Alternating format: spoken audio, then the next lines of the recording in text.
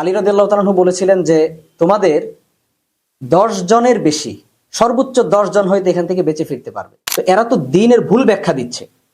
তো এই ভুল ব্যাখ্যাকে প্রতিরোধ করা মুসলমানদের দায়িত্ব। মোবাইল থেকে ভিডিও দেখাচ্ছে আর তাদেরকে বিভিন্ন দাওয়াত দিচ্ছে। আমি বলি যে তোমরা সকাল হওয়ার আগেই চলে যাবে, সকালে যাতে আমি আর তোমাদেরকে না দেখি। তারা চলে যায়। চলে কোথায় যায় এটা বেশ ইন্টারেস্টিং। চলে তারা ওই যে আমার আগের যে শিক্ষক ছিল, যে আমাকে প্রথম দিনই একটা সংগঠনের উগ্রবাদী সংগঠনের দাওয়াত দিয়েছিল, তার ওখানে যায়।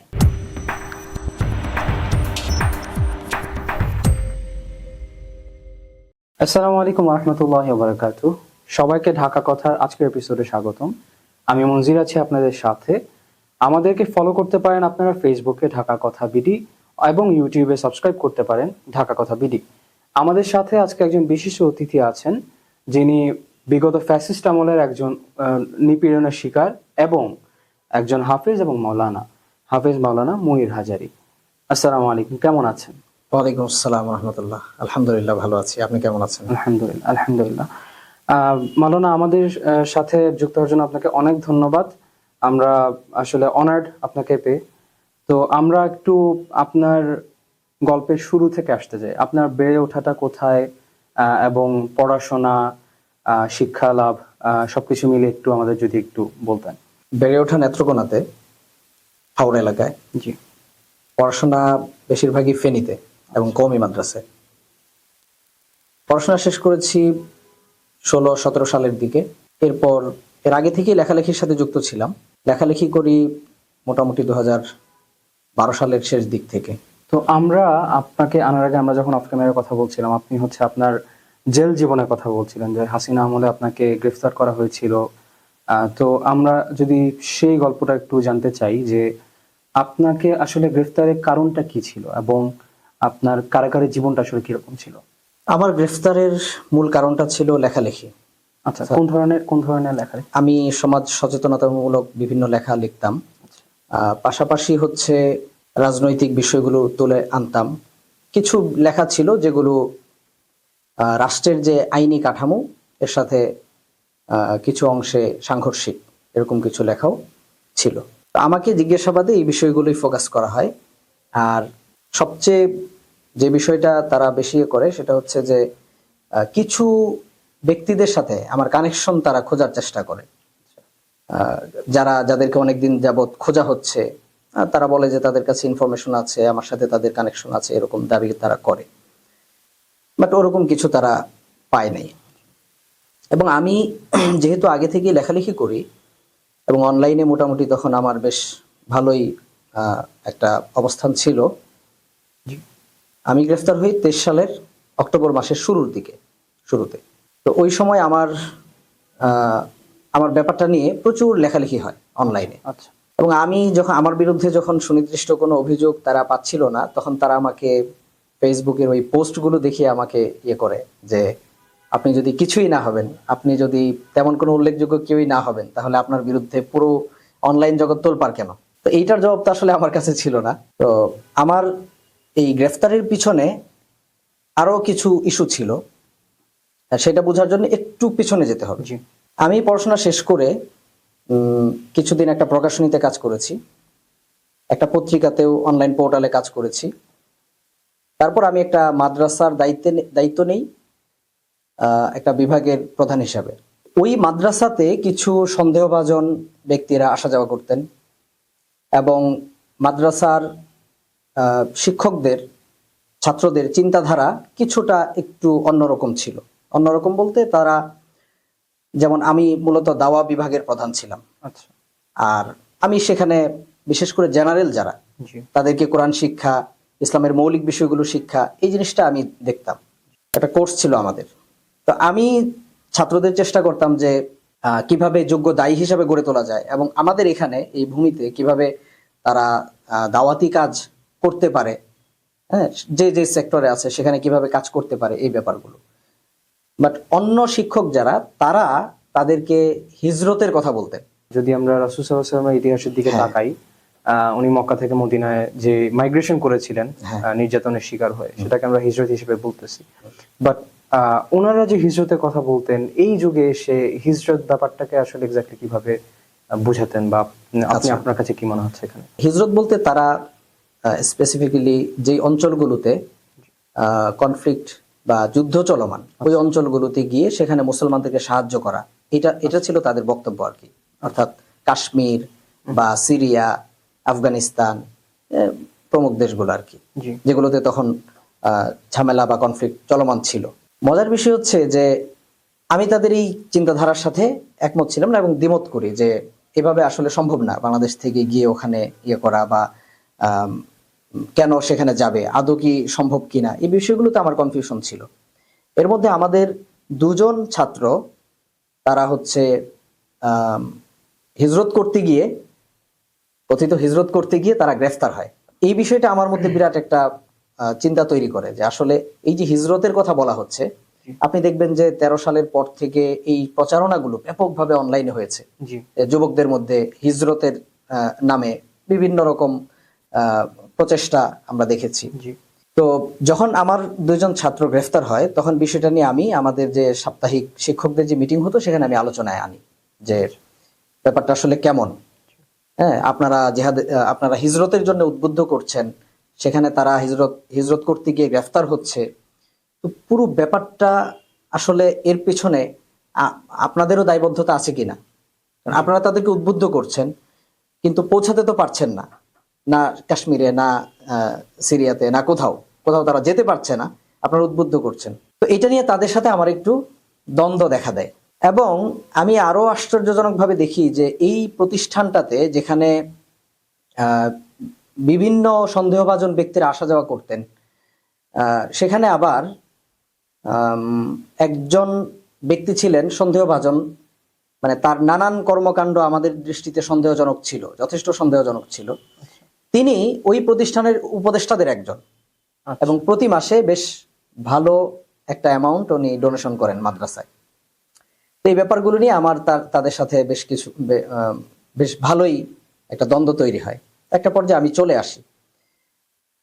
ওই সময়টাতে আমার উপর তারা যে মানসিক টর্চার এবং পারিবারিকভাবে আমাকে হেনস্থা করার নানান প্রচেষ্টা তারা চালিয়েছিল এবং আমাকে নানান ধরনের হুমকি তারা দিয়েছিল। আচ্ছা তো তাদের ভয়াবহ রূপটা আসলে আমি তখনও বুঝতে পারি নাই। এরপর হচ্ছে আমি পরবর্তীতে একটা মাদ্রাসা করি। ওই মাদ্রাসায় একজন শিক্ষক আসে। আচ্ছা, মাদ্রাসাটা কোথায়? মাদ্রাসাটা ছিল গাজীপুরে। আচ্ছা একজন শিক্ষক আসে, সে নিজেকে একটা গুপ্ত সংগঠনের সাথে, একটা গোপন সংগঠনের সাথে বা কার্যক্রমের সাথে যুক্ত আছে বা তাদের সাথে পরিচয় আছে এরকম বলে দাবি করে এবং আমাকে সে এটা দাওয়াত দেয়। আচ্ছা আমি এটা রিফিউজ করি, আমি প্রত্যাখ্যান করি যে আসলে এই ধরনের কোনো কার্যক্রমের সাথে যুক্ত হবার আমার কোনো ইচ্ছে নেই। এবং আমি তাকে বলি যে আপনি এই বিষয়গুলো কখনোই ছাত্রদের সাথে শেয়ার করবেন না। সে কিছুদিন থাকার পর চলে যায়, বাট সে আরো দুজন ছাত্র রেখে যায়। ওরা ছাত্রদেরকে, আমার কাছে অভিযোগ আসে যে তারা ছাত্রদেরকে, আমি যখন অনুপস্থিত থাকি তখন ছাত্রদেরকে তারা জিহাদের ট্রেনিং দেওয়ার কথা বলে, তাদেরকে বিভিন্ন ভিডিও দেখায় বা ওইদিকে দাওয়াত দেয়, হিজরতের কথা বলে। এই বিষয়টা আমার কাছে সন্দেহজনক মনে হয়। আমি তাদেরকে একটু ফলো আপে রাখি, তাদেরকে একটু নজরদারিতে রাখি আমি নিজেই, এবং দুজন ছাত্রকেও বলি তাদেরকে একটু দেখে রাখার জন্য, এবং সরাসরি যাতে হাতে নাতে ধরা যায় এরকম কোনো প্রমাণ সংগ্রহের জন্য। তো একদিন রাতে আমি মাদ্রাসায় ছিলাম না, মাহফিলে ছিলাম। তো আস্তে আস্তে প্রায় রাত 1টার মতো বেজে গেছিল বা তারও বেশি হতে পারে। তো তখন আমার ওই যে যাদেরকে আমি বলেছিলাম নজরদারি করার জন্য, তারা আমাকে নক দেয় যে ওস্তাদ আপনি এখন আসলে তাদেরকে সরাসরি হাতে নাতে ধরতে পারবেন। তারা এখন ছাত্রদেরকে মোবাইল থেকে ভিডিও দেখাচ্ছে আর তাদেরকে বিভিন্ন দাওয়াত দিচ্ছে। তো আমি সরাসরি গিয়ে তাদেরকে হাতে নাতে ধরি এবং বলি যে তোমরা কে, কি, আমি কিছু জানতে চাই না, বাট এটা কোনো সংগঠনের কেন্দ্র না, অফিস না, এটা একটা দিনী প্রতিষ্ঠান, এখানে এই ধরনের কাজের কোনো সুযোগ আমি দেব না। তো আমি বলি যে তোমরা সকাল হওয়ার আগেই চলে যাবে, সকালে যাতে আমি আর তোমাদেরকে না দেখি। তারা চলে যায়। চলে কোথায় যায় এটা বেশ ইন্টারেস্টিং। চলে তারা ওই যে আমার আগের যে শিক্ষক ছিল, যে আমাকে প্রথম দিনই একটা সংগঠনের উগ্রবাদী সংগঠনের দাওয়াত দিয়েছিল, তার ওখানে যায়। আচ্ছা এবং এটা আমার কাছে ক্লিয়ার হয়ে যায় যে তার সাথে তাদের বেশ ভালো সম্পর্ক ছিল। তো পরবর্তীতে এই তিনজন, দুজন ছাত্র এবং ওই শিক্ষক, এরা তিনজন মিলে আমার বিরুদ্ধে অনলাইনে, সামাজিকভাবে এবং আমার পরিচিত যত মানুষজন আছে, যেহেতু এই জায়গাগুলো তারও জানা ছিল যে আমার কার সাথে পরিচয় আছে, সব জায়গাতে সে নক করে এবং সব জায়গায় আমার ব্যাপারে মানুষের কান ভারী করে, বিভিন্ন প্রোপাগান্ডা চালায়। তখন আমি একজন ব্যক্তিকে ওখানে পাঠাই তাদের কার্যক্রমগুলো একটু ফলো করার জন্য, একটু পর্যবেক্ষণ করার জন্য। মাদ্রাসারই ছিলেন? হ্যাঁ, আমারই আরেকজন ছাত্র। আচ্ছা। তো তাকে আমি পাঠাই একটু পর্যবেক্ষণ করার জন্য। তো সেখানে একটা পাবলিক ফাংশন ছিল, প্রোগ্রাম ছিল, মাহফিল ছিল। ওই মাহফিলে যারা বক্তা ছিল, এই বক্তাদের মধ্যে দুজনকে আমি পূর্ব থেকে চিনতাম। এবং মাঝখানে একটু বলে রাখি যে আমি 12-13 সালের দিকে আমি জসিমউদ্দিন রহমানী, যিনি নামটা আসলে অনাকাঙ্ক্ষিতভাবে বলতে হচ্ছে, ওনার সাথেও কিছুদিন কাজ করার সুযোগ হয়েছিল। ওই জসিমউদ্দিন রহমানী সাহেবের প্রতিষ্ঠান থেকে বহিষ্কৃত, এবং কোন অভিযোগে বহিষ্কৃত, যে রহমানী সাহেবের যাবতীয় ইনফরমেশন গোয়েন্দা সংস্থার কাছে পাচার করে, এমন অভিযোগে বহিষ্কৃত, হিজরতের নামে বিভিন্ন মানুষের কাছ থেকে টাকা পয়সা নিয়ে আত্মসাৎ করে, এই ধরনের দাওয়াত দেয়, এই ধরনের অভিযোগে বহিষ্কৃত একজন ব্যক্তি ওই প্রতিষ্ঠানের মাহফিলের প্রধান বক্তা। আচ্ছা। এইটা আমার কাছে বেশ রহস্যজনক মনে হয়। তখন আমি সাধারণভাবেই আমার পরিচিত যারা ছিলেন তাদেরকে আমি সতর্ক করতে শুরু করি যে আসলে এদের থেকে দূরে থাকা উচিত, কারণ এরা আসলে হয়তো ভিন্ন কোনো প্ল্যান নিয়ে আগাচ্ছে, যেটা আমাদের চিন্তাধারার সাথে যায় না। এই বিষয়টা যখন তারা জানতে পারে, তখন হচ্ছে আমাকে নানানভাবে হুমকি ধামকি দেয়, এবং শেষ পর্যন্ত আমাকে তারা আমার ব্যাপারে মূলত অভিযোগগুলো তারাই সম্ভবত গোয়েন্দা সংস্থাকে ইনফর্ম করেছিল, কারণ এখানে এমন কিছু ইনফরমেশন ছিল যেটা আসলে তারা ছাড়া আর কেউ জানতো না। আমার মাদ্রাসার আভ্যন্তরীণ কিছু বিষয় ছিল, এগুলো তারা ছাড়া কেউ জানতো না। তো এইভাবে আমি গ্রেফতার হই। আমি গ্রাম থেকে আমাকে তুলে নিয়ে আসা হয়, এবং তার মানে হচ্ছে নেত্রকোনা থেকে? হ্যাঁ, নেত্রকোনা থেকে। ভোর রাতে 4 তারিখ অক্টোবর 2023, 4 তারিখ ভোর রাতে আমাকে বাড়ি থেকে তুলে নিয়ে আসা হয়, এবং 4, 5, 6, 4, 5 দুদিন রাখার পরে তৃতীয় দিনে আমাকে হচ্ছে মামলা দেওয়া হয়। আচ্ছা, এই দুদিন কোথায় ছিলেন? এই দুদিন আমি সিটিটিসিতে ছিলাম। সিটিটিসি, কাউন্টার টেররিজম, আমাকে নিয়ে আসে। ওকে। তো এনে জিজ্ঞাসাবাদ করে, জিজ্ঞাসাবাদে তেমন কিছু না পাওয়ায় পরবর্তীতে আমার মাদ্রাসায় যায়, সেখানে কিছু তল্লাশি করে, সেখানেও কিছুই পায় নাই, এবং আমার ফোন, আমার বইপত্র সবকিছুই তারা তল্লাশি করে, কোনো কিছুই পায় নাই। আচ্ছা। তো পরবর্তীতে আমাকে একটা ঠুনকো অজুহাতে মামলা দেয়, সেটা হচ্ছে যে আমাকে নিয়ে এত লেখালেখি কেন। আমাকে যখন নিয়ে আসে তখন আমাকে নিয়ে লেখালেখি হয়, আর এই বিষয়টাকেই তারা ফোকাস করে যে আপনাকে নিয়ে এত লেখালেখি হচ্ছে কেন। তাহলে শুধুমাত্র অনলাইনকে হচ্ছে এভিডেন্স ধরে, আপনার বিরুদ্ধে লেখা হচ্ছে, এটাকে এভিডেন্স ধরে তারা মামলা দিয়ে? হ্যাঁ। আচ্ছা, হ্যাঁ, আমার কিছু পোস্টের ব্যাপারে তারা আপত্তি করে। আচ্ছা। আমি এটা স্বীকার করি যে আসলে এই পোস্টগুলো আবেগতাড়িত হয়ে আমি দিয়েছি, বাট এটা আমার মনে হয় না যে বাংলাদেশের আইনের সাথে, রাষ্ট্রের আইনি কাঠামোর সাথে কোনোভাবে সাংঘর্ষিক, আমার মনে হয় না। আচ্ছা। এবং আমি আমার কার্যক্রম, আমার লক্ষ্য উদ্দেশ্য সব আমি স্পষ্ট করেছি। জি। মনে হয়েছে তারা আশ্বস্ত হয়েছেন, কিন্তু শেষে একটা খুব যেটা বললাম যে ঠুনকো অজুহাতে তারা আমার নামে মামলাটা দেয়। আচ্ছা। এবং আমি 13 মাস জেলে ছিলাম। আর জেলের জীবনটা এটা ছিল আসলে আমার জন্য একটা অভূতপূর্ব অভিজ্ঞতা, এবং আমার জীবনের শ্রেষ্ঠতম অভিজ্ঞতা বলা চলে এটাকে। জেলের ভিতরে তো আসলে আমরা যেটা জানি যে একটা ছোট একটা কুঠুরির মতো রুমের মধ্যে ফেলে রাখা হয়, কোনো ধরনের কোনো যোগাযোগ বা কোনো ধরনের কোনো কিছু নাই।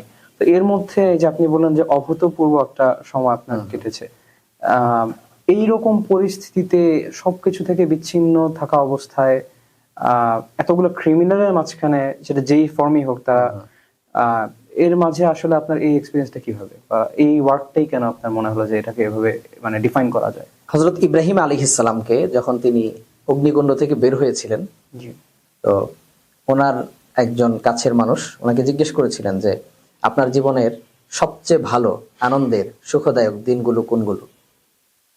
তো তিনি বলেছিলেন যে কদিন আমি 40 দিনের মতো বর্ণনায় আসছে, যে 40 দিন আমি নমরুদের অগ্নিকুণ্ডে ছিলাম, সেই দিনগুলোই ছিল আমার জীবনের সবচেয়ে ভালো দিন, সবচেয়ে আনন্দদায়ক দিন। তো আমারও মনে হয়েছে যে এই জেলখানার যে 13টা মাস, এই দিনগুলো আমার জীবনের শ্রেষ্ঠতম দিন। কেন, আমি একটু সংক্ষেপে বলছি। জি। প্রথম কথা হচ্ছে যে আমাদের জীবন বড্ড ব্যস্ত এবং এক ধরনের অসুস্থ প্রতিযোগিতায় আমরা সবাই লিপ্ত, সেটা সকল দিক থেকেই। এর মধ্যে নিজেকে একটু ফুরসত দেওয়ার, নিজেকে একটু বিশ্রাম দেওয়ার এবং আল্লাহর সাথে যে একান্ত সম্পর্ক, সেই সম্পর্কের জায়গাটা বিল্ড আপ করার মতো সময় সুযোগ আমাদের এই ব্যস্ত জীবনে আসলে খুব একটা হয়ে ওঠে না সবার পক্ষে। এবং আপনি দেখবেন যে আল্লাহ রাসূল সাল্লাল্লাহু আলাইহি ওয়াসাল্লাম যখন হেরা গুহায় নির্জনতাকে বেছে নিয়েছেন, জি।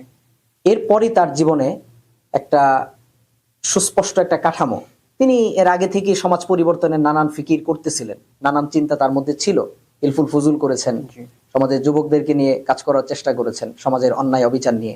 কিন্তু আসলে ওজলা বা নির্জনতা যেটাকে বলা হয় তাসাউফের ভাষায়, এইটা ছাড়া মানুষের চিন্তার কোনো সুশৃঙ্খল কোনো কাঠামো তৈরি হয় না। এটা প্রত্যেকের জন্য, সেটা রাজনৈতিক হোক, সামাজিক হোক, যে কোনো ক্ষেত্রে একটু নির্জনতা দরকার জীবনে।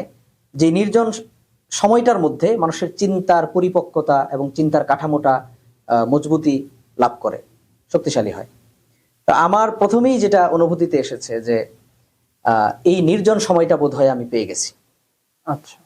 আরেকটা বিষয় হচ্ছে যে জেলে যাবার আগে প্রচুর বই পড়েছি, আমি প্রচুর বই পড়তাম একেবারে। আমি যখন হিফজ বিভাগে পড়ি তখন থেকে প্রচুর বই পড়ার নেশা ছিল আমার। তো ওখানে গিয়ে দেখলাম যে বই পুস্তক তো তেমন নাই। সেখানে একটা কোরআন ছিল, কোরআন শরীফ ছিল, সাথে ছিল নবী সাল্লাল্লাহু আলাইহি ওয়াসাল্লামের একটা জীবনী, আর ছিল হচ্ছে ইমাম গাজালি রহমতুল্লাহি আলাইহির লেখা বিখ্যাত কালোজয়ী গ্রন্থ ইহয়া উলুমিদ্দিন। আচ্ছা। এই তিনটা ছিল মোটামুটি বলা চলে আমার সঙ্গী, কারা জীবনের সঙ্গী। এর বাইরে আরো কিছু বই বিভিন্ন সময় সংগ্রহ করেছি প্রয়োজনের প্রেক্ষিতে। কারাগারের ভিতরে বই কিভাবে? কারাগারে লাইব্রেরি আছে, কারা লাইব্রেরি আছে, এবং আচ্ছা। সেখানে প্রচুর বই পাওয়া যায়। একটু মজার তথ্য দেই যে আমি অরুন্ধতী রায়ের একটা বই আছে, মিনিস্ট্রি অফ অ্যাটমোস্ট হ্যাপিনেস। জি। এই বইটা আমি বিভিন্ন জায়গায় খুঁজেছি, পাই নাই, কিন্তু আমি কারাগারে গিয়ে প্রথম দিন এই বইটা দেখেছি। আচ্ছা। জি। তো সেখানে আমি এই বইগুলোতে ডুব দিলাম, আমি কোরআন পড়তে শুরু করলাম। কোরআনটা পড়লাম হচ্ছে নাজিলের ধারাবাহিকতা অনুযায়ী, আচ্ছা। মানে যে সূরাগুলো আগে নাজিল হয়েছে ক্রমান্বয়ে আর কি। অর্থাৎ আমি প্রথমে পড়লাম সূরা আলাক, তারপর সূরা মুদ্দাসসির, সূরা কালাম, সূরা মুজাম্মিল, জি। হ্যাঁ, এভাবে এই সিরিয়ালে আমি পড়তে শুরু করলাম। আর সাথে যেহেতু সিরাত ছিল, তো আমি দেখলাম যে দুইটার সাথে মানে অসাধারণ মিল, সামঞ্জস্যপূর্ণ। আচ্ছা। আমার তখন মনে হলো যে আম্মাজান আয়েশা রাদিয়াল্লাহু তাআলা আনহা বলছেন যে নবী সাল্লাল্লাহু আলাইহি ওয়াসাল্লামের চরিত্র সম্পর্কে তাকে জিজ্ঞেস করা হয়েছিল, তিনি বলেছেন কানা খুলুকুহু আল কোরআন, যে নবী সাল্লাল্লাহু আলাইহি ওয়াসাল্লামের চরিত্র হচ্ছে জীবন্ত কোরআন, তিনি ছিলেন জীবন্ত কোরআন। তো এই জিনিসটা আমি সিরাত এবং কোরআনকে যখন এভাবে আমি মিলালাম, তখন বুঝতে পারলাম, উপলব্ধিতে আসলো যে আসলেই নবী সাল্লাল্লাহু আলাইহি ওয়াসাল্লামের পুরো জীবনটা ছিল কোরআনের বাস্তব নমুনা। তো এর সাথে সাথে ইমাম গাজালির বইটা আমি পড়তে থাকলাম, আর আমার চিন্তার জগতে পরিবর্তন হতে থাকলো। এবং আস্তে আস্তে নির্জনতা, প্রথম দিকে দেখা গেছে যে অনেক মানুষের সাথে মেশার একটা প্রবণতা ছিল, পরে এটাও কমে আসছে। অর্থাৎ যতটা সম্ভব একা থাকা, রুম থেকে খুব একটা বের না হওয়া, এবং মানুষের সাথে খুব একটা না মেশা। এই সময়টাতে আলহামদুলিল্লাহ আমার মনের অনেক চিন্তা, অনেক কনফিউশন, সন্দেহ দূর হয়ে গেছে আলহামদুলিল্লাহ। এবং দ্বীনের ব্যাপারে, ইসলামের ব্যাপারে এমন একটা স্বচ্ছ পরিচ্ছন্ন ধারণা না, শুধু এটাকে আমি শুধু ধারণা বলবো না, এটাকে আসলে ইয়াকিন বলবো আমি। ইয়াকিনের যে প্রাথমিক পর্যায়, এটা আলহামদুলিল্লাহ সেখানে তৈরি হয়েছে। এবং এমন কিছু ঘটনা সেখানে ঘটেছে, অনাকাঙ্ক্ষিত অপ্রত্যাশিত সাহায্য আল্লাহর পক্ষ থেকে সেখানে পেয়েছি, যেটা আসলে আমার মানে জীবনে চিন্তার আমূল পরিবর্তন নিয়ে আসছে। একটা ছোট এক্সাম্পল কি দেওয়া যায়? খুব যেমন যখন কোনো ধরনের যোগাযোগের সুযোগ ছিল না, তখন আল্লাহ পাক কোনোভাবে যোগাযোগের ব্যবস্থা করে দিয়েছেন। এই ধরনের অনেক বিষয় আছে আর কি, আমি আসলে আভ্যন্তরীণ বিষয়গুলো বলতে চাচ্ছি না। জি জি। তো এরপর যেটা হলো, সেখানে নানান প্রকারের মানুষ। জি। আমার আসলে একটু নির্জনে চলে যাওয়ার পেছনে বা মানুষের সাথে না মেশার পেছনে আরেকটা কারণ ছিল যে নানান কিসিমের, নানান রকমের মানুষ সেখানে, এবং প্রত্যেক সংগঠনের জন্য সেখানে আলাদা আলাদা এক একটা সেল ছিল। আচ্ছা। বিভিন্ন সংগঠনের নামে, আমি বাংলাদেশের নিষিদ্ধ ঘোষিত যে সংগঠনগুলো আছে, প্রত্যেকটা সংগঠনের জন্য আলাদা আলাদা সেখানে সেল আছে। আচ্ছা। এবং সেখানে তারা তাদের কার্যক্রমগুলো পরিচালনা করে, সেখানে তারা তাদের দাওয়াত, তাদের যে জেলের ভিতরে, হ্যাঁ জেলের ভিতরে নতুন যারা আসে তাদেরকে তারা টার্গেট করে, সেখানে তারা তাদের আদর্শগুলো, আইডিওলজিগুলো বোঝানোর চেষ্টা করে। এবং এই সংগঠনগুলোকে আসলে এত কাছ থেকে দেখার সুযোগ আমার ইতিপূর্বে হয় নাই। সেখানে মানে অনেক বড় ছোট সব ধরনের দায়িত্বশীলী সেখানে, দেখা হয়েছে। জি। এবং এটা ছিল আমার জীবনে আরেকটা বাজে ধরনের অভিজ্ঞতা, মানে বাজে বাট অভূতপূর্ব, মানে যেটা আমার ইতিপূর্বে হয় নাই, কিন্তু জিনিসটা আমার জন্য খুবই দুশ্চিন্তার ছিল, খুবই মানে ইয়ে ছিল, এক ধরনের বাজে অভিজ্ঞতা আর কি। যেমন সেখানে প্রত্যেকটা সেলেই, বেশিরভাগ সেলেই দেখা গেছে, বেশিরভাগ ব্লকেই দেখা গেছে যে একজন আরেকজনের পিছনে নামাজ পড়ে না। আচ্ছা। একজন আরেকজনের পিছনে নামাজ পড়ে না, একজন আরেকজনকে কাফের সাব্যস্ত করতেছে, একজন আরেকজনের মা বোনকে দাসী বানাবে এই ধরনের হুমকি দিচ্ছে। ছোটখাটো বিষয় নিয়ে ঝগড়া হলেই তারা এই ধরনের মারাত্মক ইয়ের দিকে চলে যাচ্ছে। আচ্ছা। তো এই জিনিসগুলো আসলে আমরা তো কোরআন হাদিসে খারেজিদের যে ইতিহাস পড়েছি, এটার বাস্তব রূপ আমি সেখানে গিয়ে দেখতে পাই। এই জায়গাতে আমি একটু দর্শকদের সুবিধার্থে যদি জিজ্ঞেস করি যে খারেজিয়াত বা হচ্ছে এটাকে যদি বাংলায় বলা হয় উগ্রপন্থা, তো এটাকে আমরা থিওরিটিক্যালি যদি বুঝতে চাই জিনিসটা আসলে কি?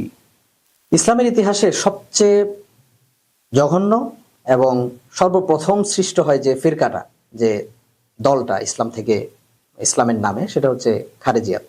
জি। তো খারেজি শব্দটার অর্থ হচ্ছে বিচ্ছিন্ন, এক কথায় যদি বলি যে বিচ্ছিন্ন বা বিচ্ছিন্নতাবাদী।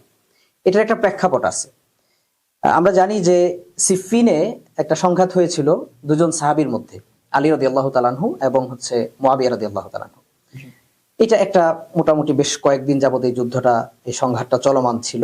সেখানে তারা একটা বিষয়ে আপোষে আসেন, দুজন ব্যক্তিকে তারা নিয়োগ করেন তাদের মধ্য থেকে, সাহাবাদের মধ্য থেকে, আমর ইবনুল আস আর আবু মুসা আশআরী রাদিয়াল্লাহু তাআলা আনহুমা, যে তারা দুজন যে ফয়সালা দেন, আলী রাদিয়াল্লাহু তাআলা আনহু এবং মুআবিয়া রাদিয়াল্লাহু তাআলা আনহু দুজনই সে ফয়সালা মেনে নেবেন।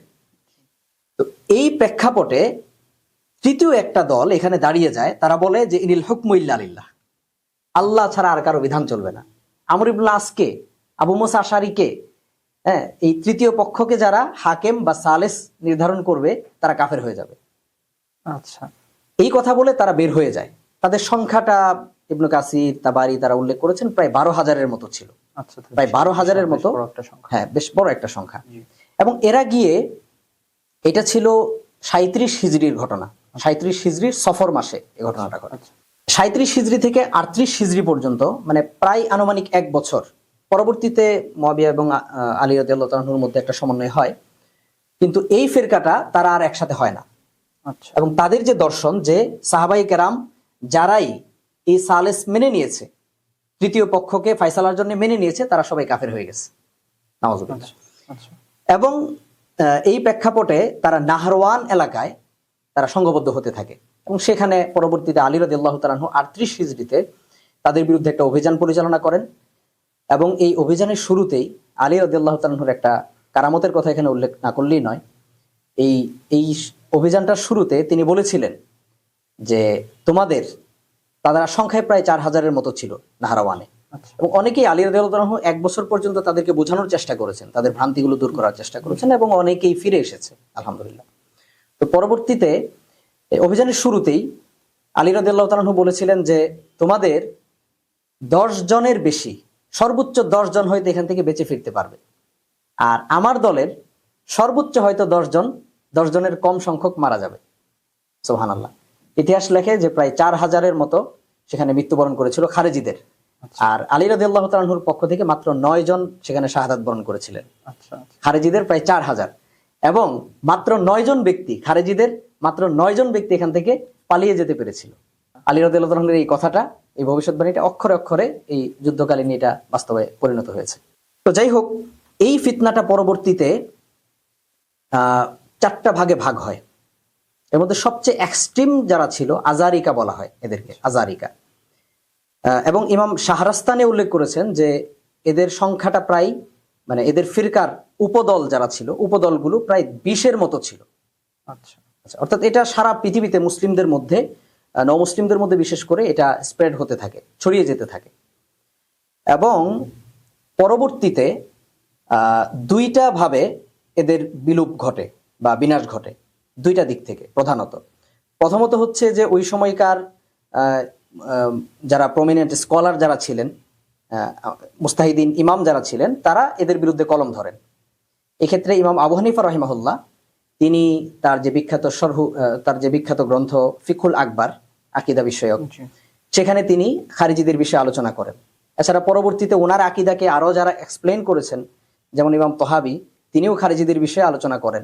তাছাড়া পরবর্তীতে অনেক ইমামরাই এই খারিজিদের আকীদাগত যে বিচ্যুতিগুলো এগুলো তারা তুলে ধরেন। যেমন ইমাম আবু হানিফা ফিকুল আকবরের মধ্যে লিখেছেন যে ওয়ালা নুকাফিরু আহাদান বিযামবিন, আমরা কোনো পাপের কারণে, কবিরা গুনাহের কারণে কোনো ব্যক্তিকে কাফের বলি না, কাফের সাব্যস্ত করি না।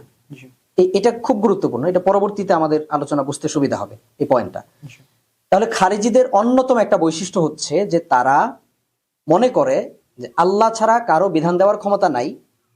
এই কথাটা সত্য, এবং আলী রাদিয়াল্লাহু তাআলা আনহু এটার ব্যাখ্যাও এই প্রেক্ষিতে বলেছিলেন যে কালিমাতু হাক্কিন উরিদা বিহাল বাতিল, তাদের কথাটা সত্য কিন্তু উদ্দেশ্য ভিন্ন, মতলব খারাপ। কথা সত্য, মতলব খারাপ। তাদের কথা সত্য যে আল্লাহ ছাড়া কারো বিধান মানি না, তার মানে এই না যে আল্লাহর বিধানটা বাস্তবায়ন করবে কে, ফেরেশতারা এসে তো করবেন না, আল্লাহ সুবহানাহু ওয়া তাআলা স্বয়ং নিজে এসে করবেন না। তো তার বিধানটা তো বাস্তবায়ন করবে কিছু মানুষ, সেখানে ইস্তেহাদের সুযোগ আছে, সেখানে আহওয়াল পারিপার্শ্বিক অবস্থার প্রেক্ষিতে তাজির যেগুলো আছে সেখানে ইস্তেহাদের সুযোগ আছে। বিচারক কি করতে পারেন, ইস্তেহাদ করে রায় দিতে পারেন। তো তারা মনে করতেছে যে না, আল্লাহ দুজন ব্যক্তির মাঝে তৃতীয় কোনো ব্যক্তি থাকতে পারবে না ফয়সালার জন্য। এটা একটা। আরেকটা হচ্ছে যে তাদের বিশ্বাস হচ্ছে যে কোনো মুসলমান কোনো পাপে লিপ্ত হলে সে কাফের হয়ে যাবে। আর ইসলামের যে মৌলিক বিশ্বাস সেটা হচ্ছে যে কোনো ব্যক্তি পাপের কারণে, মানে কবিরা গুনাহের কারণে কাফের হবে না, সে ফাসেক হবে, অর্থাৎ সে পাপাচারী হবে, সে এর জন্যে গুনাহগার হবে, এবং এই গুনাহগারদের জন্য আল্লাহ রাসূল সাল্লাল্লাহু আলাইহি ওয়াসাল্লামের শাফাত রয়েছে, ঠিক আছে, এবং তার গুনাহ মাফের বিভিন্ন উপায় উপকরণ কি রেখেছেন আল্লাহ সুবহানাহু ওয়া তাআলা। যেমন হাদিসে আসছে যে এক ওযু করলে গুনাহগুলো ঝরে যায়, এক জুমা থেকে আরেক জুমা মাঝখানের গুনাহগুলো ঝরে যায়, মুছে যায়।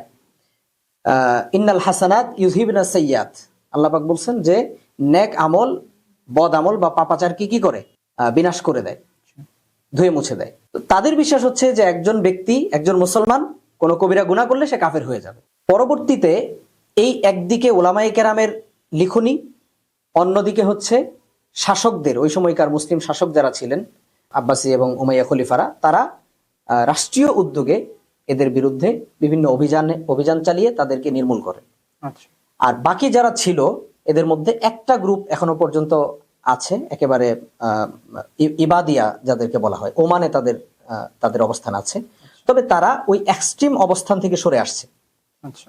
শাহরাস্তানি উনি আল মিলাল ও নিহালের মধ্যে আলোচনা করেছেন যে খারিজিদের বিলুপ্তির অন্যতম কারণ ছিল যে তাদের আইডিওলজিটা এতটা এক্সট্রিম যে সাধারণ মানুষ কখনো এটা মেনে নিতে পারে নাই। সমাজের গুটি কয়েক মানুষ তারা হয়তো এদিকে ধাবিত হয়েছে, বাট ব্যাপকভাবে এই চিন্তাগুলো কখনোই সাধারণ মুসলমানদের মধ্যে তারা ওইদিকে ধাবিত হয় নাই, কারণ এক্সট্রিম, খুব বেশি এক্সট্রিম ছিল তারা। তো ইবাদিয়ারা কেন টিকে থাকতে পারছে, এটার অন্যতম কারণ হচ্ছে তারা ওই এক্সট্রিমিজম থেকে সরে এসে বাকি মুসলমানদেরকে কাফের সাব্যস্ত না করে নিজেরা নিজেদের আকীদা বিশ্বাস নিয়ে তারা একটা সহনশীল পর্যায়ে চলে এসেছে, যার কারণে তারা এখনো পর্যন্ত টিকে আছে। বাট কালের বিবর্তনে এই চিন্তাধারাগুলো বা চিন্তার উপকরণগুলো বিভিন্ন সময়ে মুসলমানদের মধ্যে বিভ্রান্তির সূচনা করেছে। আচ্ছা। তো এই জায়গাতে আপনি বলতেছিলেন যে হচ্ছে ছড়ায়ে পড়ার যে ব্যাপারটা, আমরা বর্তমান সময়ে যে গ্রুপগুলো বা যে মানুষগুলোর মধ্যে এই ধরনের চিন্তাধারা দেখি, আমরা যদি শুধু বাংলাদেশের কনটেক্সটে চিন্তা করি, বাংলাদেশের বর্তমান সোশ্যাল সিস্টেমের মধ্যে এটা কিভাবে ছড়াতে পারে বলে মনে হয়? এটা আসলে এই আধুনিক যুগে খারেজিয়াতটা আবার আমাদের সামনে নতুন রূপে, নতুন মোড়কে আমাদের সামনে হাজির হয়েছে, এবং এটা শুরু হয়েছে 18 শতকের দিক থেকে। আচ্ছা। 18 শতকের দিক থেকে দেখেন, ইসলামের 4 মাযহাবের বাইরে একটা ধারা ছিল, এদেরকে জাহিরি বলা হতো। ইমাম দাউদ জাহিরি ছিলেন বা ইমাম ইবনে হাজম ছিলেন। তো ওনাদের চিন্তাধারার মধ্যে এমন কিছু বিষয় ছিল যে বিষয়গুলো পরবর্তীতে হাম্বলীদের একটা অংশকে স্বাধীন ইস্তেহাদের দিকে ধাবিত করে। ইস্তেহাদ বলতে এখানে কাঠামোগত ইস্তেহাদ না। যেমন ইমাম আহমদ ইবনে হাম্বলের একটা মূলনীতি ছিল যে ওয়াল হাদিস ওয়াইনদানা আলা যাহিরি কামা জা আনি নবী সাল্লাল্লাহু আলাইহি ওয়াসাল্লাম, হাদিস আমাদের কাছে যেভাবে আসছে তার বাহ্যিকতার উপরেই আমরা আমল করব। এই বিষয়টা আক্ষরিকতাবাদ হিসাবে পৃথিবীর বিভিন্ন অঞ্চলে এই মুসলমানদের মধ্যে কিছুটা প্রভাব ফেলে। আক্ষরিকতাবাদ, এই আক্ষরিকতাবাদ এটার উপর ভিত্তি করে এই আধুনিক সময়ে এসে 18 শতকের প্রথমার্ধে নতুন একটা ফিতনার সূচনা হয়। সহজে বললে এটা ওয়াহাবিজম। আরবে মুহাম্মদ ইবনে আব্দুল ওয়াহাব আন-নাজদি আত-তাইমি নামে একজন ব্যক্তি, তিনি এই আক্ষরিকতাবাদ এর ভিত্তিতে ইসলামের যে ক্লাসিক্যাল ব্যাখ্যা, চার মাযহাব এবং অন্যান্য যে ধারাগুলো, এগুলোর বাইরে গিয়ে তিনি একটা নতুন ধারা তৈরির প্রচেষ্টা চালান। এবং উনি যেটা করেন সেটা হচ্ছে যে ওই প্রথম যুগের যে খারিজিরা যেই বিষয়গুলোর মানে মূলধারার মুসলমানদের সাথে যে জায়গায় বিরোধটা ছিল সেই জায়গাটাকেই তিনি বেছে নেন। যেমন আমি কিছু উদাহরণ দিলে স্পষ্ট হবে। তার অন্যতম একটা ইয়ে ছিল যে পৃথিবীতে কোনো মুসলমান নাই। যেমন তার একটা বই আছে বিখ্যাত, কাওয়াইদুল আরবা, 4টি মূলনীতি। সেই 4টা মূলনীতির একটা মূলনীতি হচ্ছে যে বর্তমান যুগের মুশরিকরা, মানে তার দৃষ্টিতে যারা মুশরিক, তার মানে মুসলমানদের মধ্য থেকে যাদেরকে তিনি কাফের সাব্যস্ত করতেছেন, মানে হচ্ছে ওই সময়কার হানাফি এবং উসমানী যে সমস্ত, অর্থাৎ তার ফতোয়ার ভিত্তিতে যারা মুশরিক, তো তার দৃষ্টিতে যে এই মুশরিকরা প্রথম যুগের রাসূল সাল্লাল্লাহু আলাইহি ওয়াসাল্লামের যুগের যে আবু জাহেল, আবু লাহাব, তাদের চেয়েও জঘন্য মুশরিক, তাদের চেয়েও জঘন্য। আচ্ছা, আর তার দৃষ্টিতে কারা মুশরিক? তিনি তাওহীদের 3টা ভাগ করেন, উলুহিয়াত, রুবুবিয়াত এবং আসমা ওয়াস সিফাত। তার দৃষ্টিভঙ্গি হচ্ছে যে রুবুবিয়াতে মক্কার মুশরিকদের কোনো সমস্যা ছিল না, মানে তাওহীদের এই দিকটাতে তাদের কোনো সমস্যা ছিল না। বর্তমানে যে মুশরিকরা আছে, মানে যারা সুফিবাদী আছে বা বিভিন্ন মাযহাব বা বিভিন্ন সেক্ট আছে বা মূলধারার মুসলমান যারা আছে, যেমন ধরেন উনি তাওয়াসসুলকে শিরিক মনে করতেন। তাওয়াসসুল জিনিসটা হচ্ছে যে কোনো ন্যাক ব্যক্তির ওসিলা দেওয়া, কোনো ন্যাক ব্যক্তির দোয়ার ওসিলা দেওয়া, কোনো ন্যাক ব্যক্তির ওসিলা দিয়ে আল্লাহর কাছে কিছু চাওয়া, এটাকে তিনি শিরিক মনে করতেন। তারপর হচ্ছে মানত জিনিসটাকে তিনি ঢালাওভাবে শিরিক বলতেন। তারপর গায়রুল্লাহর উদ্দেশ্যে সিজদা, এই জিনিসটাকে ঢালাওভাবে উনি শিরিক বলতেন।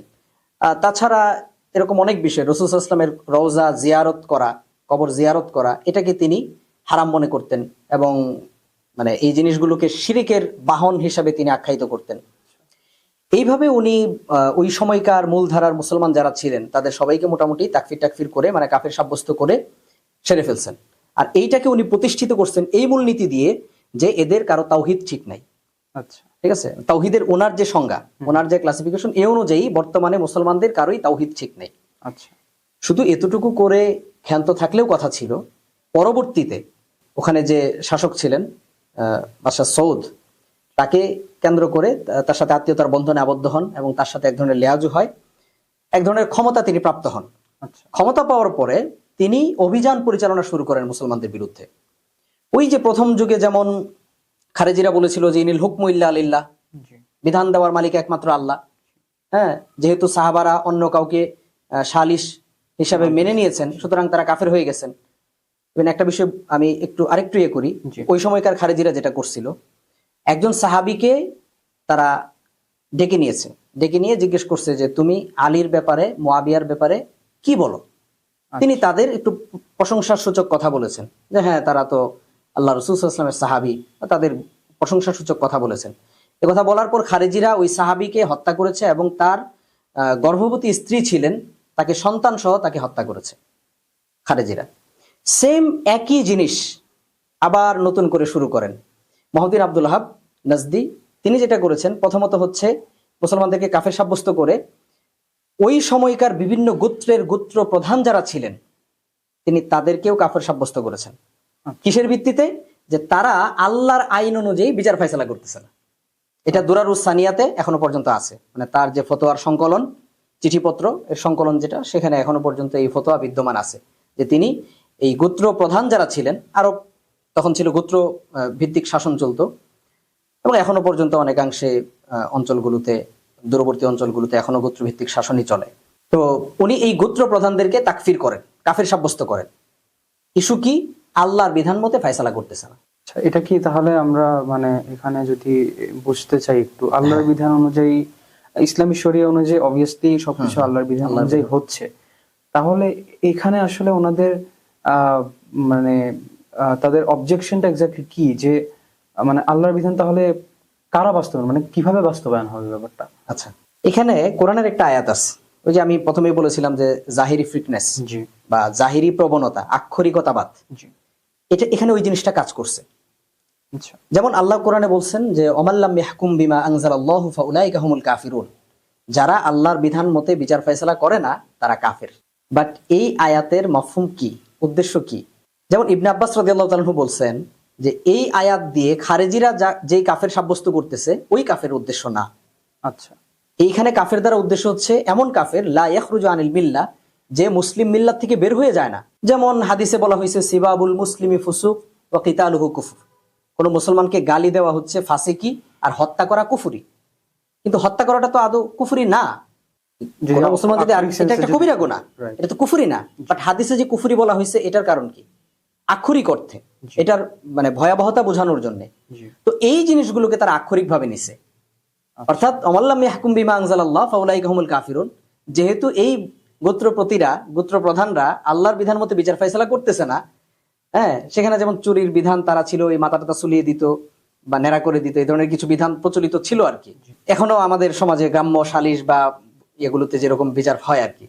তো উনি এদেরকে কাফের সাব্যস্ত করলেন, এবং কাফের সাব্যস্ত করেই ক্ষান্ত হলেন না, ওনার বাহিনী নিয়ে উনি একটা বাহিনী তৈরি করছিলেন, মুয়াহিদুন এই টাইপের একটা বাহিনী তৈরি করছিলেন। সেই বাহিনী নিয়ে তিনি টার্গেট করে করে এই ধরনের গোত্রগুলোর উপর আক্রমণ করেন, এবং বিশেষ করে ইসলামের স্মরণীয় ঐতিহ্য, হেরিটেজ, এই টাইপের যে জায়গাগুলো ছিল এগুলোর উপর তিনি আক্রমণ করেন।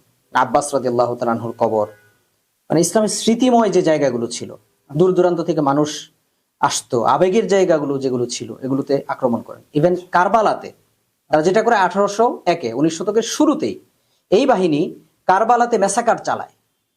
আচ্ছা, কারবালা থেকে তখন মানুষ থাকতে পারে, হ্যাঁ, সেখানে মোটামুটি একটা শহর, জনপদ ছিল। আচ্ছা জনপদ ছিল। জি সেখানে তারা হাজার হাজার মানুষকে হত্যা করে।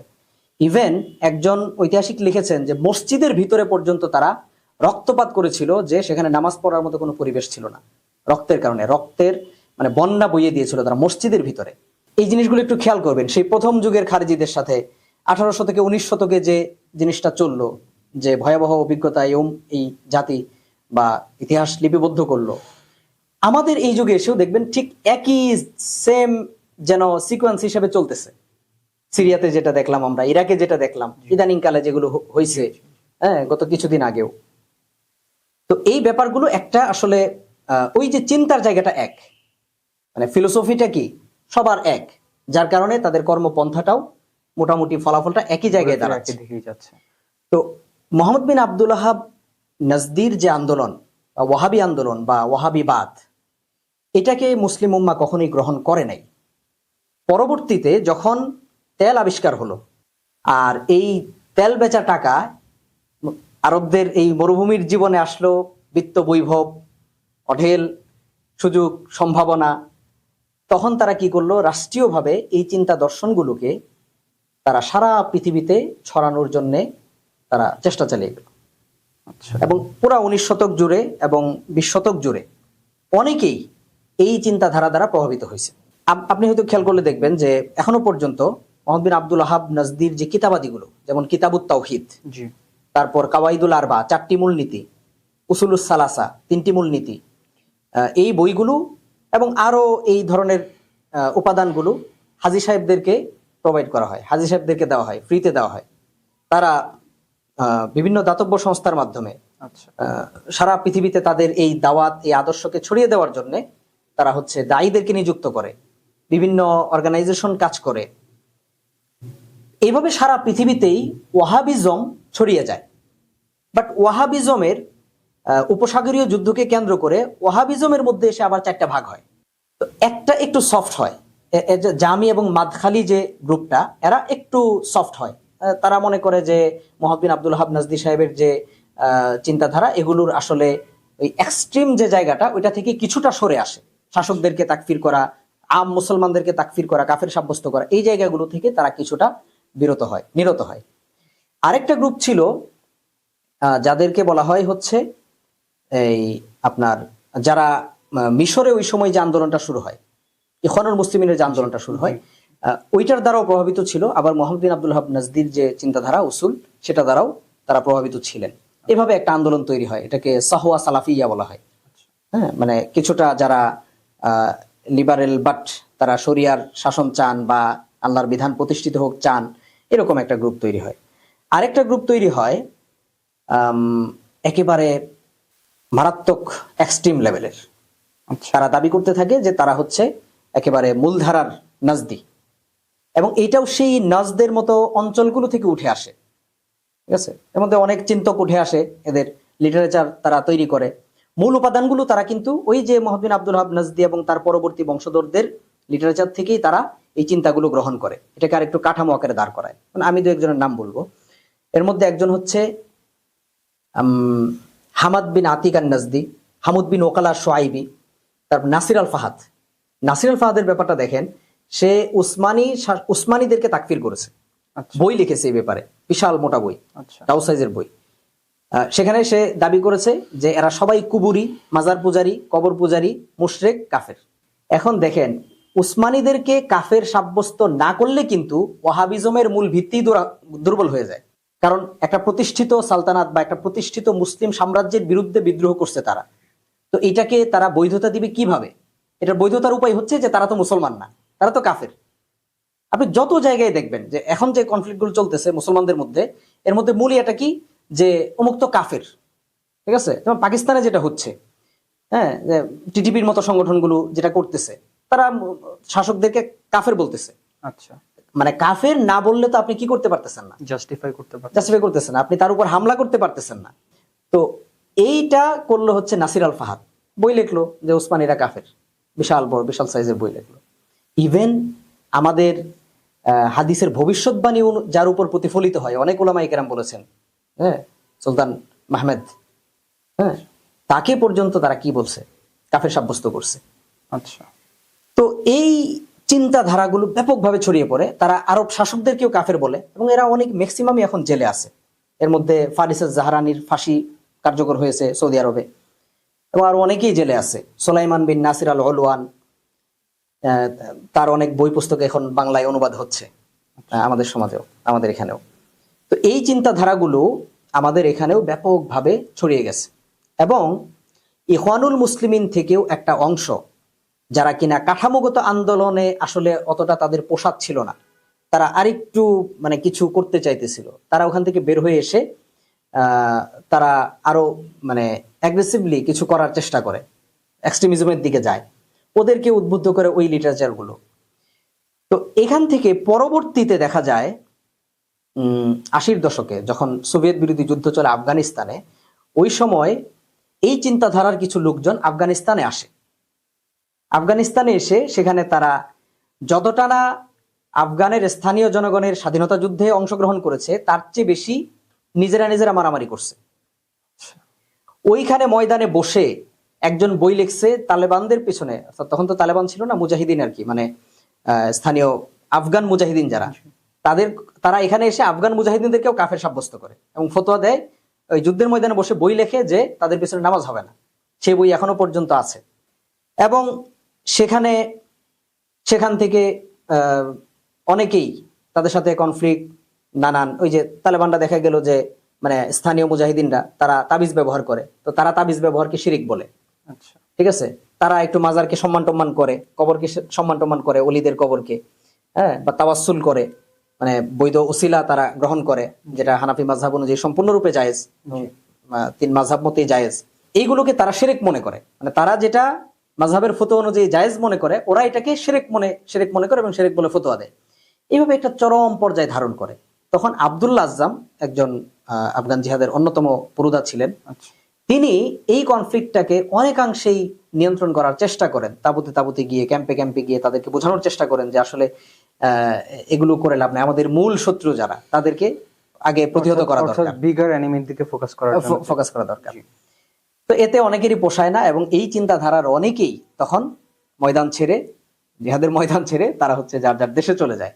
সেখানে গিয়ে তারা বিভিন্ন দেশে তখন এই টাইপের সালাফি জিহাদি সংগঠন তৈরি হতে থাকে।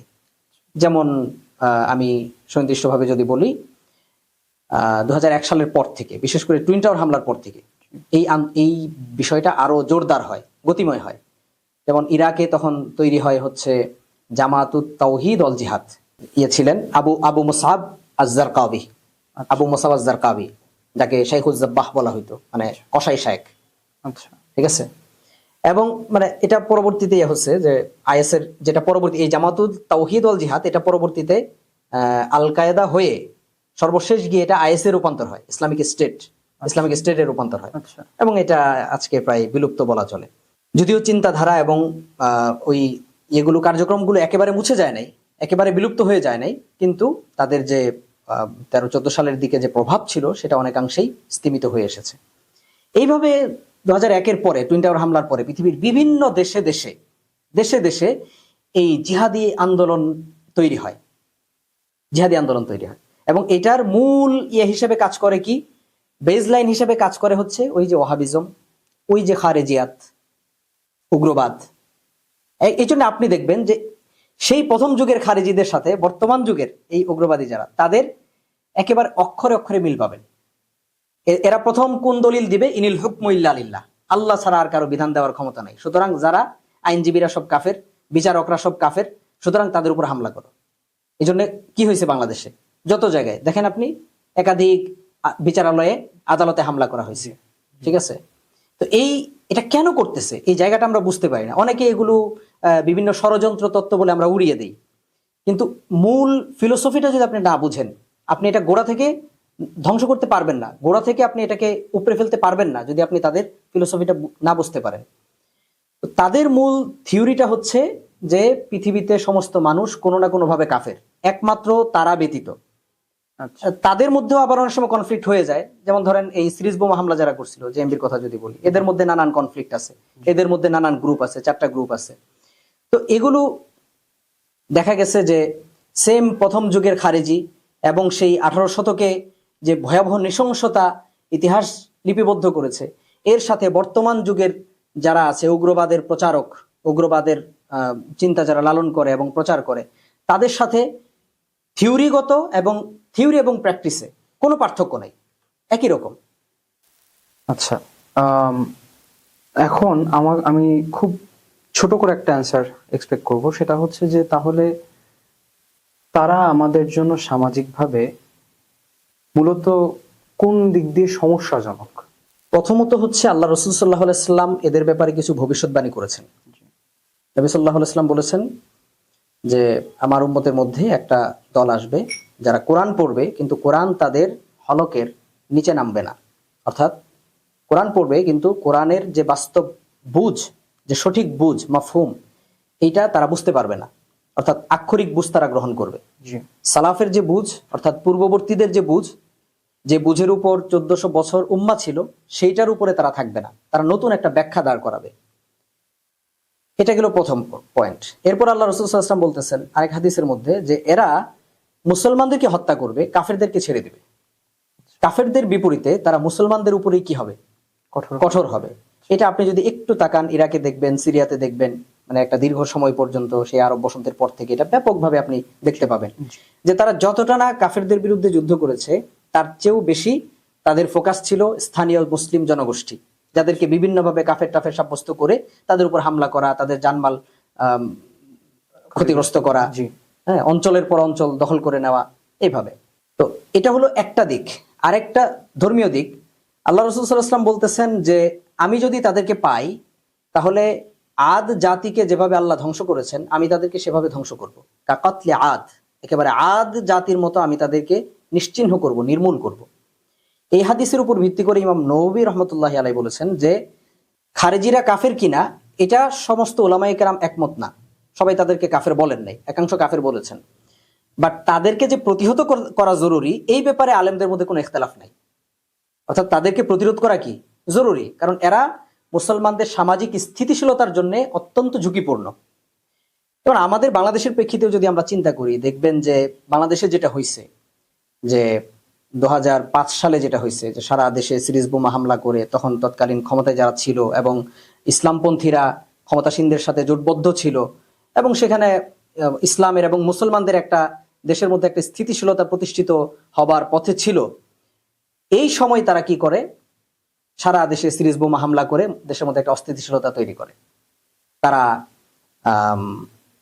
সাব্যস্ত করে যে এখানে যারা বিচারক আছে, যারা শাসন ব্যবস্থার সাথে ন্যূনতম ভাবে যুক্ত, যারা এরা সবাই কাফের। সুতরাং এদেরকে টার্গেট করে করে তারা টার্গেট কিলিং করে। তাছাড়া তারা সিরিজ বোমা হামলা করে সারা দেশে ব্যাপক নৃশংসতা সৃষ্টি করে। এখানে সামাজিক স্থিতিশীলতার বিষয়টা আসতেছে।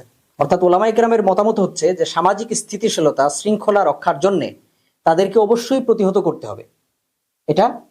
এটা সর্বাবস্থায় জরুরি। কারণ ইসলামের শরীয়তের যে মূল 5টা দিক, মাকাসিদুশ শরিয়া যেগুলোকে বলা হয়, হ্যাঁ, এর মধ্যে প্রথমতই হচ্ছে কি, হিফজুদ্দিন। তো এরা তো দ্বীনের ভুল ব্যাখ্যা দিচ্ছে। তো এই ভুল ব্যাখ্যাকে প্রতিরোধ করা মুসলমানদের দায়িত্ব, বিশেষ করে ওলামায়ে কেরামের দায়িত্ব। সঠিক ব্যাখ্যাটা তুলে ধরা, তারা যে অপব্যাখ্যাগুলো করতেছে এগুলো কেন ভুল, সেই ব্যাখ্যাগুলো, সঠিক ব্যাখ্যাগুলো মানুষের সামনে তুলে ধরা। দ্বিতীয়ত হচ্ছে হিফজুন নফস, প্রাণের নিরাপত্তা। তো এরা প্রাণ নাশ করতেছে। তো এই জন্যেও শরীয়তের এই মাকসাদকে সুরক্ষার জন্যেও তাদেরকে কি করা দরকার, প্রতিরোধ করা দরকার।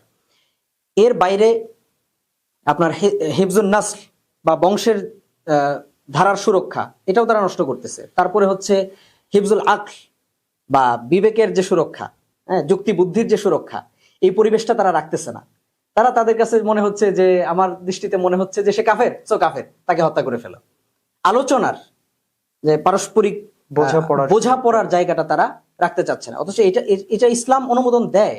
ইসলাম এটা অনুমোদন দেয় বিধায় ফিকহের এই বিশাল কাঠামো তৈরি হয়েছে, ইসলামের এত বিশাল জ্ঞান তত্ত্ব তৈরি হয়েছে। এরপরে দেখেন হিফজুল মাল, সম্পদের নিরাপত্তা, এটা শরীয়তের অন্যতম মাকসাদ। তারা মাল ক্ষতিগ্রস্ত করতেছে। অর্থাৎ যখন দেশে এরকম অস্থিতিশীল পরিস্থিতি তারা তৈরি করতেছে, তখন কি হচ্ছে, আমাদের বাইরের ইনভেস্টমেন্ট আমরা হারাচ্ছি, দেশের উন্নতি অগ্রগতি মুখ থুবড়ে পড়তেছে। সুতরাং শরীয়তের দৃষ্টিতে এবং সামাজিক পার্সপেক্টিভ থেকেও অবশ্যই উচিত এদেরকে প্রতিরোধ করা এবং এদের বিরুদ্ধে শক্ত প্রতিরোধ গড়ে তোলা। এই যে চিন্তাধারার যে গোষ্ঠীটা, আমরা খেয়াল করি যে আমাদের বর্তমান তরুণ প্রজন্মের মধ্যে কোনো না কোনো কারণে তাদের ব্যাপারে একটা ফ্যাসিনেশন কাজ করে, বা একটা অ্যাট্রাকটিভ ওয়েতে তারা অ্যাপ্রোচ করে তাদেরকে, বা তারা আকর্ষিত হয়, কোনো না কোনো কারণে আকর্ষিত হয়। তো আপনার কাছে একটা ব্যাপার হচ্ছে যে ঠিক কোন কারণে তারা আকর্ষিত হচ্ছে বলে মনে হয়, আর দ্বিতীয় হচ্ছে যে আমরা আসলে ঠিক কোন ভ্যাকিউমটা সমাজে ক্রিয়েট করে রাখছি যেটার কারণে তারা আকর্ষিত। এখানে বেশ কয়েকটা পয়েন্ট আসে। প্রথমত হচ্ছে যে সামাজিক যে বৈষম্য, আমাদের সমাজে যে বৈষম্য বিদ্যমান, যে অর্থনৈতিক বৈষম্য, সামাজিক, রাজনৈতিক, নানান ধরনের, এর ফলে সৃষ্ট যে সামাজিক অস্থিরতা, এই অস্থিরতা থেকে মানুষ এই উগ্রবাদের দিকে ধাবিত হয়। কেন? যখন দেখতেছে যে আমার পড়াশোনা করে কি লাভ, চাকরি পাচ্ছি না, হ্যাঁ, তারপরে হচ্ছে যে সমাজের একটা শ্রেণী সমস্ত সুযোগ সুবিধাগুলো ভোগ করতেছে, আমি তো কোনো সুযোগ সুবিধা পাচ্ছি না, আমার জীবনে তো কষ্ট। তো দেখা যায় যে এই থেকে হেজিটেশন থেকে একটা দল আত্মহত্যার দিকে ধাবিত হয়, সুইসাইড করে। আরেকটা দল যারা একটু ধর্মের ছোঁয়া পায়, তারা উগ্রবাদের দিকে ধাবিত হয়। তখন তাদের মনে হয় যে এই জীবনটা কি, এটা তো আল্লাহ রাস্তায় দিয়ে দিব, পেছনে বোমা বেঁধে সুইসাইড বোম্বিং করে আমি হচ্ছে জান্নাত পেয়ে যাব। ইস্তেশহাদি হামলা যেটাকে বলে আর কি তারা। সো এটা আসলে এক ধরনের হেজিটেশন থেকে আসে, এক ধরনের মানসিক অস্থিরতা থেকে এটা আসে। আর এটা তৈরি হয় সামাজিক বৈষম্যের কারণে। সুতরাং সমাজ থেকে যদি এই বৈষম্য দূর করা যায়, তাহলে সমাজে এটা অনেকাংশেই নিয়ন্ত্রণে চলে আসবে। এটা হচ্ছে একটা দিক। আরেকটা দিক হচ্ছে যে উলামায়ে কেরাম কখনো কখনো তারা শরীয়তের নানান দিক নিয়ে কাজ করার কারণে অনেক বিষয়ে তারা গুরুত্ব দিতে ভুলে যান। পরবর্তীতে এটার জন্য তাদেরকেও ভুগতে হয়। যেমন 5 সালের পরে, 17 আগস্টের পরে এর জন্য দেশের সামগ্রিকভাবে সমস্ত মুসলমানদেরকে এর ভুক্তভোগী হইতে হয়েছে। কিন্তু বিশেষভাবে ভুক্তভোগী হয়েছে কারা? উলামায়ে কেরাম, আলেম ওলামা, মসজিদ, মাদ্রাসা, বিভিন্ন দ্বীনি সংগঠন, দাতব্য সংস্থা, এরা। তো এর পরে কিন্তু উলামায়ে কেরাম সচেতন হয়েছেন এবং এদের সাথে মূলধারার মুসলমানদের, আলেমদের, ওলামাদের কোনো সম্পর্ক নেই, এটা তারা যথেষ্ট স্পষ্ট করেছেন। কিন্তু ততদিনে সময় অনেক দেরি হয়ে গেছে। এখন আমাদের সমাজে যে পরিস্থিতিটা আছে, কেউ এটা নিয়ে কথা বলছে না। কথা না বলার কারণে কি হচ্ছে, তারা কাজের সুযোগ পাচ্ছে, তারা ছড়িয়ে যেতে পারছে। আহ কিছুদিন আগে আমাকে ঢাকার একজন বড় মুফতি সাহেব উনি আমাকে বলতেছিলেন যে দেখেন মৌলানা, আমাদের ছাত্ররা আমাদেরকে ক্লাসে বসে তাগুত বলতেছে। তাগুত, তাগুত মানে হচ্ছে ফেরাউন টাইপের আর কি। জি, তাগুত মানে আল্লাহদ্রোহী, আমাদেরকে আল্লাহদ্রোহী বলতেছে, তাগুত বলতেছে ছাত্ররা, আমাদের ছাত্ররা, যারা কিনা আমাদের দিকে চোখ তুলে তাকাবার সাহস পেত না। ঠিক আছে, মানে কিভাবে এই আইডিওলজি গুলো ওলামায়ে কেরামের এই নীরবতার কারণে কতটা যে ক্ষতি হচ্ছে। তার মানে ওলামায়ে কেরাম সঠিক ব্যাখ্যাটা জাতির সামনে উপস্থাপন না করার কারণে তারা এই ইনহেরাফ, এই বিকৃতিগুলো তারা যুবকদেরকে ওই দিকে আকৃষ্ট করতে পারছে। আরেকটা বড় কারণ হচ্ছে যে যৌবন কালটা, এটা তো উচ্ছলতার সময়, উদ্যমতার সময়। তখন আপনি যদি তাদেরকে সুফিবাদী বয়ান দেন, তারা এটা খাবে না। মানে তাদেরকে আপনি যদি খোঁজা বানানোর চেষ্টা করেন, হ্যাঁ, যে হাত পা গুটিয়ে ঘরে বসে থাকো, তা আপনার এই বয়ান তারা কখনোই কি করবে না, মেনে নেবে না। ঠিক আছে, হাদিরা তো চায় তারা দেশের জন্য, জাতির জন্য কিছু করতে। এরকম ঘরে ঘরে আমাদের হাদি আছে, তৈরি হয়। তো এদেরকে সঠিক রাস্তাটা দেখাইয়া দিতে হবে আমাদেরকে। যখন সঠিক রাস্তাটা পায় না, তখন তারা উগ্রবাদের দিকে যায়। তারা তখন দেশ জাতিকে, নিজের দেশ মাতৃকাকে, দেশ জাতিকে তারা শত্রু বানায় আনে। তারা দেশ জাতির বিরুদ্ধে লেগে পড়ে, অথচ তারা সম্মানজনক জীবন তারা বেছে নিতে পারতো দেশ জাতির জন্য অবদান রাখার মাধ্যমে। তার মানে এই যুবকদেরকে ইসলামের সঠিক ব্যাখ্যাটা তাদের সামনে উপস্থাপন করা জরুরি। না থাকার কারণে মূলত তারা ওই দিকে ধাবিত হয়। এর বাইরে আরেকটা কারণ আমি বিশেষভাবে উল্লেখ করব, সেটা হচ্ছে যে সমাজে ইসলামের জায়গাটা, চর্চার জায়গাটা যত কোণঠাসা হয়, যত সংকীর্ণ করে ফেলা হয়, তত বেশি সমাজে এই চিন্তাগুলো ছড়ায়। পাকিস্তানে আলাদা শরিয়া আদালত আছে, আচ্ছা, কেউ চাইলে সেখানে যেতে পারে। জি, এছাড়াও ভারতে এরকম একটা সিস্টেম আছে, অল ইন্ডিয়ান মুসলিম বোর্ড, এই টাইপের একটা কাউন্সিল আছে। জি, সেখানে তাদের আদালতে তাদের সিদ্ধান্তটাও গুরুত্বপূর্ণ হিসেবে বিবেচনা করা হয়। আচ্ছা, বাংলাদেশে যেখানে 92% মুসলমান, সেখানে দুঃখজনকভাবে এই ধরনের কিছু নাই। তো জন্মের পর থেকে যখন দেখতেছে যে না, অপরাধীর শাস্তি হচ্ছে না, যখন দেখতেছে ধর্ষকের কোনো শাস্তি হচ্ছে না, যখন দেখতেছে বড় বড় দুর্নীতিবাজ রাঘব বোয়ালদের কোনো শাস্তি হচ্ছে না, হ্যাঁ, দেশের শত্রুদের কোনো শাস্তি হচ্ছে না, হ্যাঁ, যখন দেখতেছে আমাদের প্রজন্ম যখন দেখে দেখে বড় হয়েছে যে বিডিআর বিদ্রোহের কোনো বিষয় হয় নাই। সঠিক সুষ্ঠু বিচার তদন্তই হয় নাই, জি, তো এই বিষয়গুলো কিন্তু এই যুবকদের চিন্তার মধ্যে প্রভাব ফেলে যে তাহলে এই কাঠামো দিয়ে কিছু হবে না, এই কাঠামোর বাইরে থেকে কি করতে হবে, এটাকে ভেঙে ফেলতে হবে, এটাকে একেবারে ডিস্ট্রয় করে দিতে হবে। এই চিন্তাটা তাদের মধ্যে কাজ করে, তখন তারা ওই উগ্রবাদের দিকে ধাবিত হয়। অর্থাৎ আপনি দেখবেন যে গত ফ্যাসিবাদী শাসনের আমলে ইসলামের চর্চাটাকে যত কোণঠাসা করা হয়েছে, এমন বহু বহু ভাইকে গ্রেফতার করা হয়েছে যাদের বিরুদ্ধে সামান্যতম কোনো অভিযোগ নাই, যাদের বিরুদ্ধে না পরিবারে না সমাজে কোনো অভিযোগ নাই। তাবলিগের অনেক সদস্যকে গ্রেফতার করা হয়েছে, ফাজাইলে আমল সামনে রেখে বলা হয়েছে এগুলো জঙ্গিবাদী বই। তো এই ধরনের কোণঠাসা যখন করা হয়, তখন এই লোকগুলো কি হবে, এই ভুক্তভোগীরা কি হবে? তাদের মধ্যে কি একটা প্রতিশোধের স্পৃহা কাজ করবে না? আর এগুলো যারা দেখে দেখে বড় হচ্ছে, তাদের মধ্যে কি একটা স্পৃহা তৈরি হবে না, একটা প্রতিশোধের বাসনা তৈরি হবে না? অর্থাৎ এখানে যতটা না এখানে মানে প্রচারের কারণে হচ্ছে, তার চেয়ে বেশি হচ্ছে ক্ষোভের জায়গা থেকে। অর্থাৎ একটা সামাজিক যে ভ্যাকিউম, এটার কারণে তাদের মধ্যে ক্ষোভ তৈরি হচ্ছে এবং সেটা থেকে বেসিক্যালি তারা এটাকে ফুল করার চেষ্টা করতেছে হবে। তাহলে আপনার মতে এখান থেকে আসলে পরিত্রাণের উপায়টা কোথায়, বা কোন দিকে এগুলো আসলে আমাদের এখান থেকে আসলে বের হওয়া সম্ভব? এটা আমাদের আলোচনায় মোটামুটি চলে এসেছে, তারপরে একটু সামারি করি। প্রথমত হচ্ছে যে ইসলামের শাশ্বত, চিরন্তন, সঠিক বিশ্বাস, চিন্তাধারা মানুষের মধ্যে প্রচার করতে হবে। এই দায়িত্বটা আমাদের সবাইকেই পালন করতে হবে, বিশেষত ওলামায়ে কেরামকে। জি, ইসলামের শান্তির, সৌহার্দ্যের, সম্প্রীতির বার্তাটা মানুষের কাছে পৌঁছাতে হবে ব্যাপকভাবে।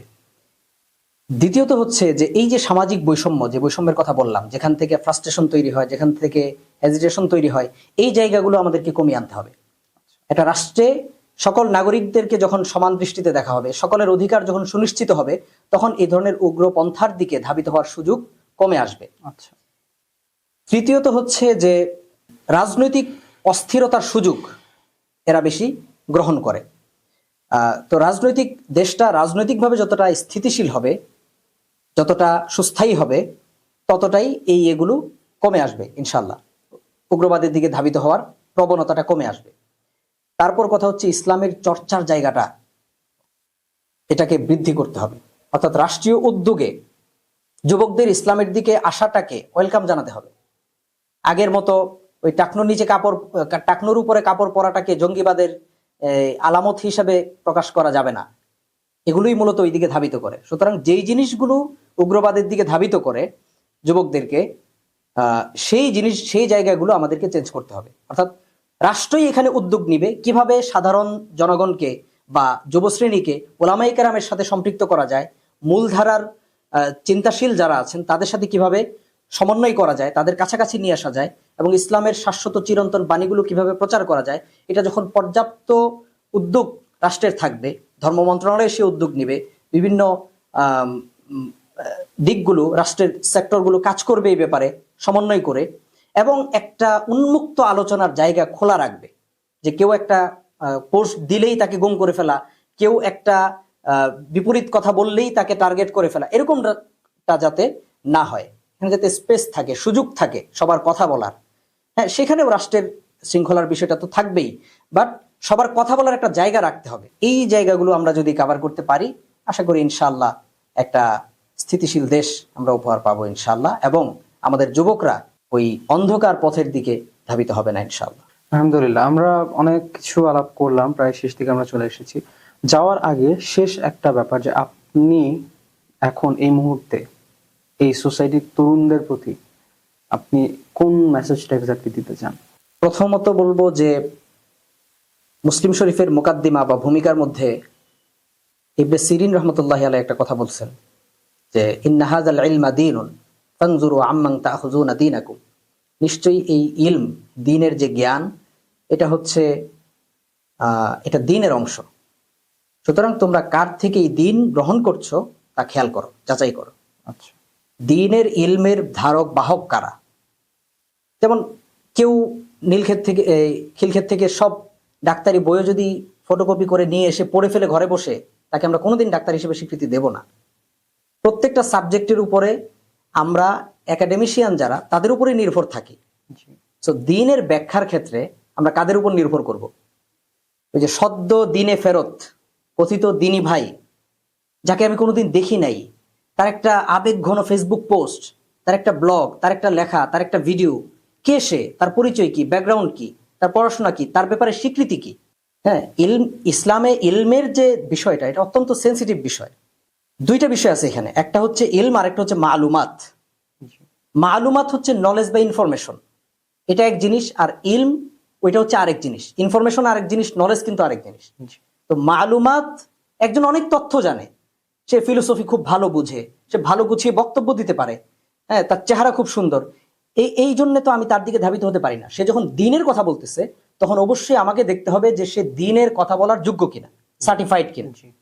সুতরাং আমার প্রথম অনুরোধ থাকবে যে আপনারা অবশ্যই এই শাস্ত্রে অভিজ্ঞ যারা ওলামায়ে কেরাম, স্বীকৃত গ্রহণযোগ্য, আপনারা তাদের ব্যাখ্যা গ্রহণ করুন। আপনাকে যে ওই তাগুত বুঝাচ্ছে, আপনাকে যে আলওয়াল আওয়াল বারা বুঝাচ্ছে, আপনাকে যে ওই আকিদা বুঝাইতেছে, আপনি তাকে ধরে নিয়ে সম্ভব হলে কোনো আলেমের কাছে যান, কোনো প্রমিনেন্ট আলেমের কাছে যান, গিয়ে তাকে বসায় দেন যে আপনি ওনার সাথে ডিল করেন। সুতরাং গ্রহণযোগ্য ওলামায়ে কেরামের কাছ থেকে দ্বীনের ব্যাখ্যা নিতে হবে, এটা হচ্ছে 1 নাম্বার। 2 নাম্বার হচ্ছে যৌবনের যে উদ্যমতা, উচ্ছলতা, এটাকে সঠিকভাবে কাজে লাগাতে চেষ্টা করতে হবে। আল্লাহ রাসূল সাল্লাল্লাহু আলাইহি ওয়াসাল্লাম মুসনাদে আহমদের একটা হাদিসের মধ্যে বলছেন যে ইন্নাল্লাহা লা ইয়া'জাবু আলা শাববি লাইসাত লাহু সাবওয়া। আল্লাহ তাআলা ওই যুবকের উপর আশ্চর্যান্বিত হন যার মধ্যে বিশৃঙ্খলা নাই, চিন্তার বিক্ষিপ্ততা নাই, স্থির চিন্তা করতে পারে, এমন ব্যক্তির উপর, এমন যুবকের উপর আল্লাহ স্বয়ং আশ্চর্যান্বিত হন। সুবহানাল্লাহ। তা যৌবনের উদ্যমতা থাকবেই, তারপরেও আপনি চেষ্টা করবেন মুরব্বীদের সাথে পরামর্শ করে কাজ করার। আপনার যেটা মনে হচ্ছে, আপনি যেটা ভালো মনে করতেছেন, এরকম কিছুতে যাওয়ার দরকার নেই।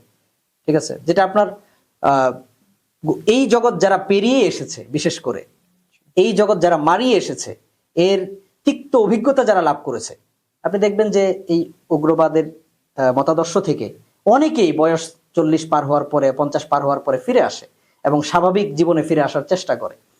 তো আপনারা তাদের সাথে কথা বলবেন, তাদের থেকে অভিজ্ঞতা নেবেন যে আপনারা কি দেখলেন এই জগতে, কেন ফিরে আসছেন।